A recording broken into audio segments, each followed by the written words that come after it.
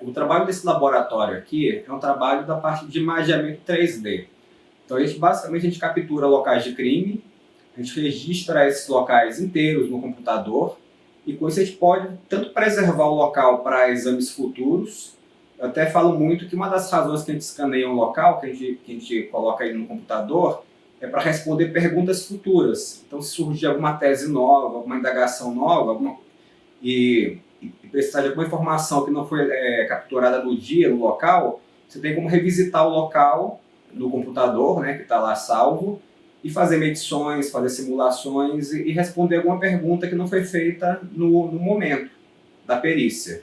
Tá? Então, essa é uma das razões. A outra, como eu falei agora há pouco, é fazer simulações, por exemplo, reconstruir a trajetória de um tiro, reconstruir a dinâmica de um acontecimento, obter informações úteis até para outras perícias, como, por exemplo, o caso de uma ponte que desaba. Você tem como fazer ali um monte de simulações e medições que são necessárias para esse tipo de perícia.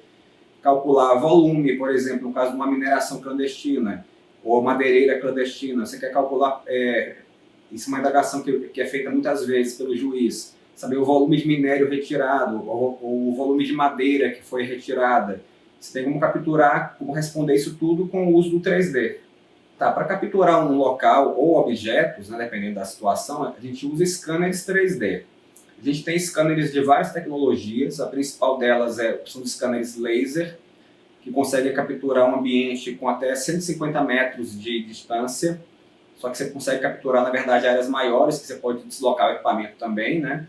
E tem outros que são de luz estruturada, que tem qualidade melhor, só que eles são para objetos menores, para, por exemplo, uma mala, um carro, coisas que são menores. Outro equipamento que a gente usa bastante aqui são os drones de vários tipos, né? A gente tem drones pequenos, médios, grandes, e até alguns que a gente chama de drone de asa fixa, que são aviões, tá?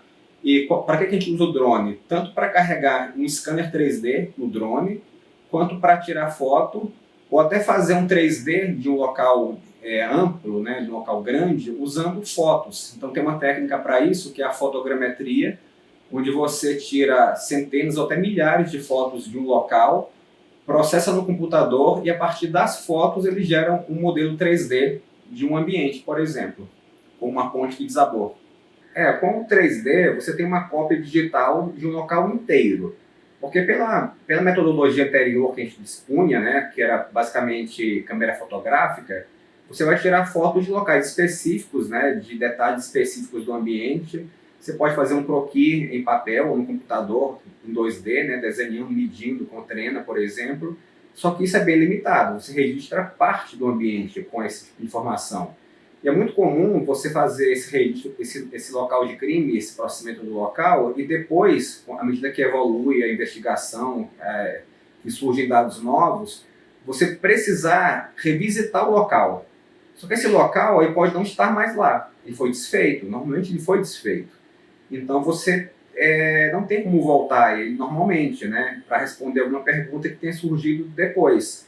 Com o modelo em 3D salvo, você consegue revisitar o local no computador, virtualmente. Então você consegue entrar nele de novo, você consegue fazer qualquer tipo de medições, cálculos no local, fazer, como eu falei, simulações.